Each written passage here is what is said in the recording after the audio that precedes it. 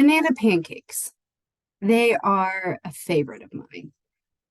My friend Jack Johnson sings about the magic of making pancakes with a partner on a weekday, pretending it's the weekend, hiding away from the world when it rains. Yesterday, George came over. Who's George, LJ? Good question. George is a plumber who came to replace my mom's garbage disposal. I had just saved a banana for meeting Banana Jesus. This banana was brown and it was on its last leg. And I saved it and made it into beautiful, delicious pancakes. And I had just sat down to eat breakfast. And I struck up a conversation with George. And what he told me was a Tik Tok love story. You see, George was an independent contractor, and he was living in Texas when the pandemic hit. He was unable to work. People wouldn't let him in their homes to fix plumbing issues because of COVID. He was depressed and he was struggling financially.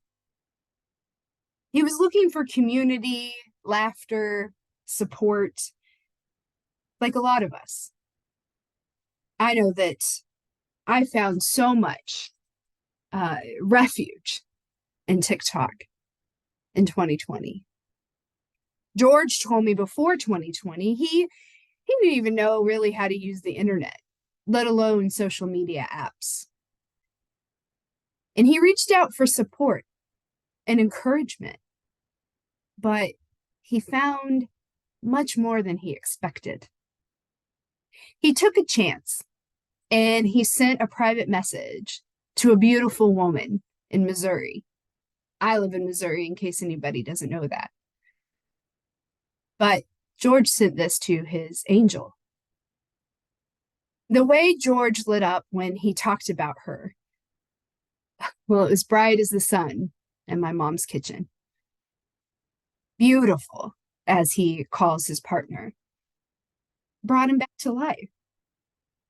I heard so much love and admiration in George's voice when he talked about his lovely lady. I heard even more love in his voice for his 6 children. 2 of them are his biological children, and the other 4, well, George stood up and is the best stepdad to them. That conversation and sharing banana pancakes with George was truly the highlight of my day. It made me weep, actually, for so many reasons. Mostly, though, for the pain and the grief and the senseless killing of our brothers, sisters, and siblings in both Gaza and Israel. I wish that I could make a million pancakes and that would heal this war. But it's simply not that easy. Now, I pride myself in being an anti-racist. For those who don't know, saying I'm not a racist is not the same as being anti-racist. Anti-racism is a transformative concept that reorients and re-energizes the conversation about racism. And even more fundamentally, it points us towards liberating new ways of thinking about ourselves and each other. And while anti-racism is a noun, in my opinion, it has a connotation of a verb. It's an action word. What's going on in Gaza and Israel to the Muslim and Jewish folks, that is racist at the very, very, very least. On my latest podcast episode entitled, Is the Price Worth It? Civilian Death, the Hamas Attack is Pure Evil, Belief in Humanity, I talk more in depth about this. I will not mince words, I will not be civil, and I will not be nice. An anguished cry is being heard throughout our world. Right now, in the wake of the Hamas terrorist attack in Israel. The sanctity of human life is pressing. And is the price worth it? An estimated 5,000 plus Muslims are dead. I read a number 12,000 are injured and suffering. And for what? Human life is not collateral damage. The hell in Gaza and Israel is major news, and it deserves to be reported fully. On this podcast episode, I read heartfelt cries from both Muslims and Jews. No matter where you live in the world, what your faith is or what your faith isn't, what your socioeconomic status is, we all have children or we have been children ourselves. Innocence, that is what's being murdered by Hamas. They are bombing hospitals and schools. They're even mutilating the dead.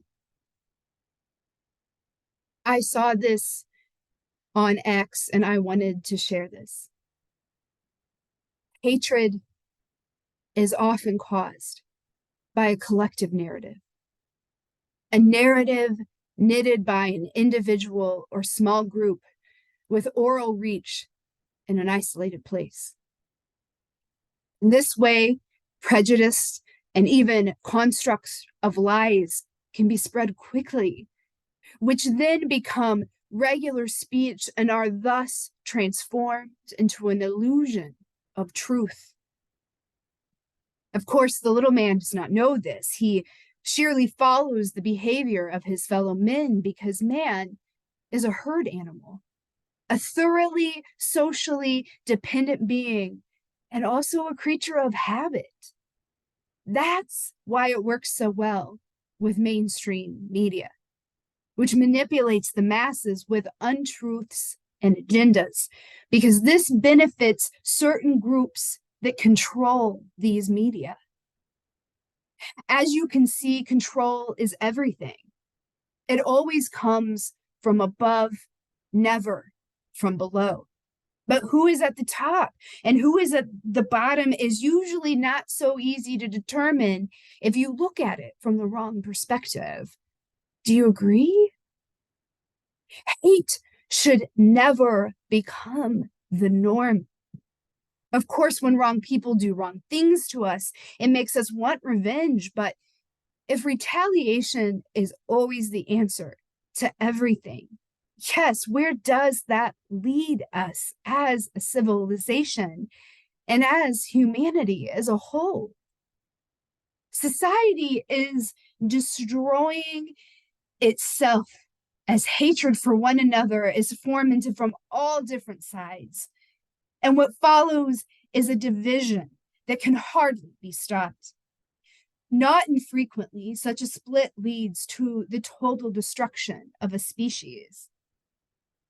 Because the collective as a unit, as a whole, is all-encompassing, the only consciousness of our species that can bring us forward to grow our cultures, to expand into other worlds. Alone, we cannot survive. Only the pack survives the winter. If we are busy fighting each other, it will only be a matter of time before we wipe out ourselves or even be eradicated by an alien culture because they identified and exploited our weakness. To beat hatred, we must not only transform ourselves, but also find a common desire or fear that man moves in order to help your neighbor to achieve what needs to be achieved for not only thyself, but most importantly, for mankind. Namaste.